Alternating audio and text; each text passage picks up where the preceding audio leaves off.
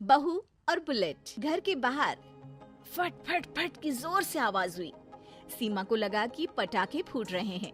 वो डर के मारे घर से बाहर निकली। देखा तो सामने योगेश यानी कि पतिदेव एक बुलेट बाइक पर बैठे हैं। अरे डर गई क्या? बाइक लेकर आया हूँ तुम्हें घुमाने के लिए।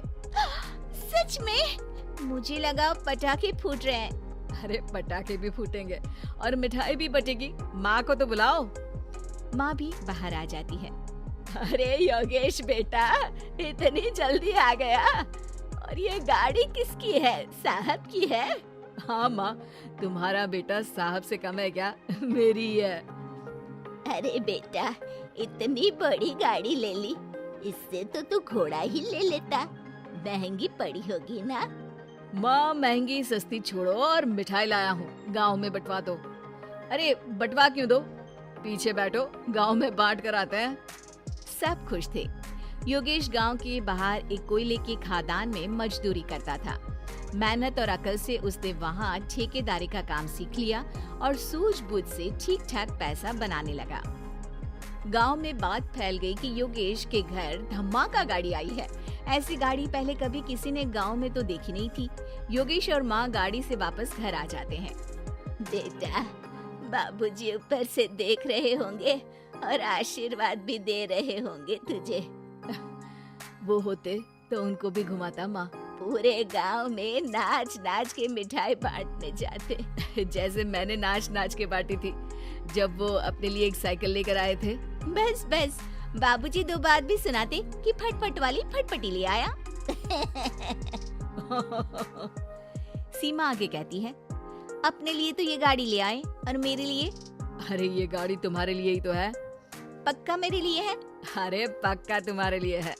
अगली सुबह जब योगेश सो रहा होता है तो उसे बाहर से गाड़ी की आवाज आती है। वो घबरा कर चिल्लाता है, चोर चोर, मेरी गाड़ी ले जा रहा है, चोर चोर।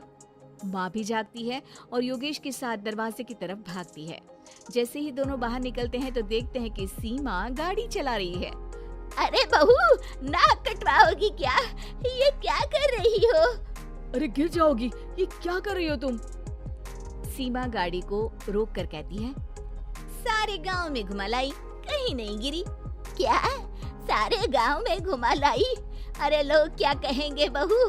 सोचा क्या एक बार? यही कहेंगे कि कितनी अच्छी गाड़ी है। अरे तुम्हारे बारे में। हाँ, कहेंगे ना कि देखो कितनी अच्छी गाड़ी पर बैठी है। बहू गाड़ी रखकर योगेश और सासू माँ के पास जाती है। तुमने कब गाड़ी चलाना सीखा? हमारे बाबूजी के पास पुरानी स्कूटर थी, सीख ली। फिर स्कूल में एक मास्टर जी भी ऐसी ही गाड़ी लेकर आते थे, उन्होंने सिखा दी। हाँ, स्कूल के मास्टर आजकल यही सब तो सिखा रहे हैं। पढ़ाई का कुछ सिखाते तो कुछ भला होता। अरे बहू, अब गाड़ी मत चलाना। हमारे परिवार में कभी किसी औरत ने पीछे से आगे की सीट पे आने की हिम्मत नहीं की है। तुम भी मत करना, समझी? जी समझ गई माँ जी। सीमा सास की बात सुनकर चुपचाप रसोई में जाकर उदास होकर खाना पकाने लगी है। सास सुबह सुबह मंदिर से पूजा करके लौट रही होती है। तभी उसे दो औरतें रोक लेती हैं और कहती हैं, अरे बहू को थोड़े अच्छे लक्षण भी सिखा दो। गाड़ी चलाने निकली थी, गांव की मर्यादा का कोई ख्याल नहीं है। वही तो। अरे पैसे आने लगे हैं तो क्या मतलब कि किसी रीति रिवाज को नहीं मानोगे? अरे समाज में रहना है तो समाज के ढंग से ही रहना पड़ता है। अरे लाज भी नहीं आई बहू को? चूल्हे चौके से निकलकर सीधे गाड़ी लेकर चौराहे चबूतरे नाप लिए, फट फट फट करते हुए। अरे कुछ कह देना उसे। अरे ये क्या कहेगी? बूढ़ी सास है, इनकी थोड़ी ना चलती होगी घर में। हाँ, बहू की ही चलती होगी, मर्जी भी और गाड़ी भी। सास सब सुनकर घर आती है और बहू को चिल्ला के बुलाती है, अरे नाक कटवा दी सबके सामने गाड़ी चलाकर। औरत जात गाड़ी नहीं चलाती। शहरों में तो 4 पहियों वाली गाड़ी भी चलाती है और हेलीकॉप्टर, हवाई जहाज भी। शहर में थोड़ी ना रहती हो मैडम साहिबा। आज के बाद गाड़ी से ही नहीं, यूं भी निकलना बंद तुम्हारा घर से। माँ सही कह रही है। कहीं भी जाना हो तो मुझे बता देना, मैं लेकर चलूंगा।